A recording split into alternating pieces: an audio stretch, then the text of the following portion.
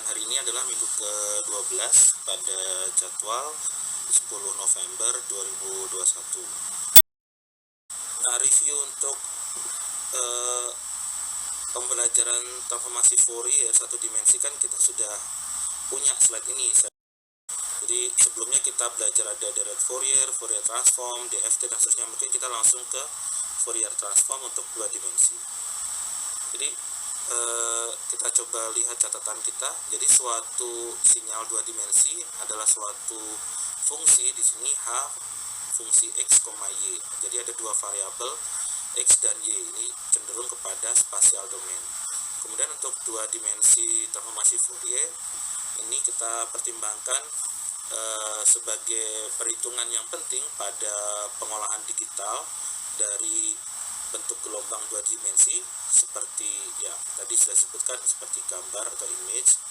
Nah, kemudian ada geophysical array, mungkin berhubungan dengan metode gravity dan magnetik, dan untuk aplikasi engineering lainnya.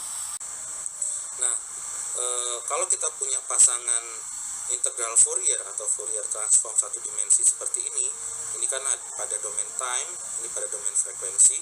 Nah, ini saya coba ambil yang pada domain frekuensi hampir sama seperti yang di atasnya, cuman saya pisah ini dalam bentuk jabarkan dalam fungsi kapital omega. Kalau di sini fungsi frekuensi begitu, jadi kita jabarkan menjadi J2π-ft frekuensi hertz. Nah, karena ini pada domain time. Nah, pada domain spasial yaitu XY biasanya orang cenderung menyebutnya sebagai dimensi bilangan gelombang. Nah, di sini mungkin simbolnya coba diganti ya. Misalkan H pada domain bilangan gelombang ini untuk U itu adalah pada arah satu dimensi di bilangan gelombang. Ini bisa kita tunjukkan sebagai minus J2π UX, jadi bilangan gelombang pada arah yang sejajar dengan spasial X. Nah, kalau dua dimensi berarti ada dua bagian transformasi Fouriernya. Di sini kita melihat HU, V ini adalah hasil untuk transformasi Fourier pada dua dimensi dari sinyal H fungsi X, Y begitu ya. Di sini kita kalikan E pangkat minus J2π UX dx dan dikalikan E minus J2π VY dy. Ini integralnya lipat 2 dari minus tak hingga sampai tak hingga. Jadi kalau secara dua dimensi transformasi Fourier kita punya hubungan yang seperti ini, dan juga kita punya hubungan untuk pada sinyal seperti ini. Nah, mungkin ini kalau saya perhatikan harusnya ini ada kekurangan di bagian 1/2π ya. Ini. Jadi mungkin saya coba cek lagi nanti di buku teks pada saat penulisan. Jadi ini mungkin ada kekurangan. Bisa jadi ada 1/2π dikali 1/2π lagi. Oke. Sekarang bagaimana kalau ilustrasinya ya untuk dua dimensi? Hampir sama seperti satu dimensi.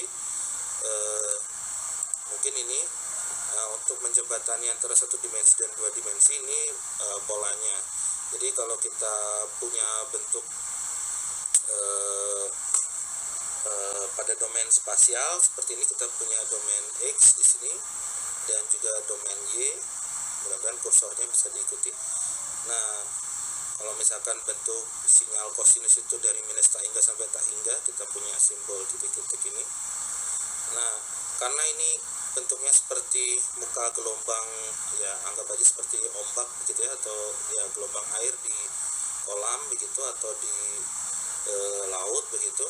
Ini pada arah Y, maka kita berharap hasil pada domain wavelength itu juga muncul keterangan frekuensi dominannya, karena di sini kan ada informasi satu frekuensinya yaitu pada V0 ya. Berarti ini V0 ini muncul pada positif dan minus V0. Nah, kemudian ada juga kalau misalkan gelombangnya ini diputar pada arah miring atau mungkin pada arah sejajar sumbu X, berarti nanti juga hasilnya akan mengikuti. Nah, kurang lebih ini polanya. Sekali lagi ini persamaannya saya perlu cross check karena ini sepertinya masih kurang 1/2 pi-nya ya, 1/2 pi kali 1/2 pi. Ini adalah ilustrasi kalau misalkan bentuk gelombang tadi sinusoidal dalam 2 dimensi tapi diputar sebesar theta. Nah, ini juga yang semula pada posisi sumbu V dia akan bergeser begitu ya. Ini mungkin saya beri titik-titik ini harusnya di sebelah sana ya. Oke. Ini ada pergeseran juga sebesar theta. Nah, lain-lain paling mungkin perlu dicoba juga ya untuk bentuk gelombang yang lain untuk ilustrasi yang lebih lengkap. Nah, itu untuk transformasi Fourier. Mungkin dari saya cukup sekian. Terima kasih atas perhatiannya.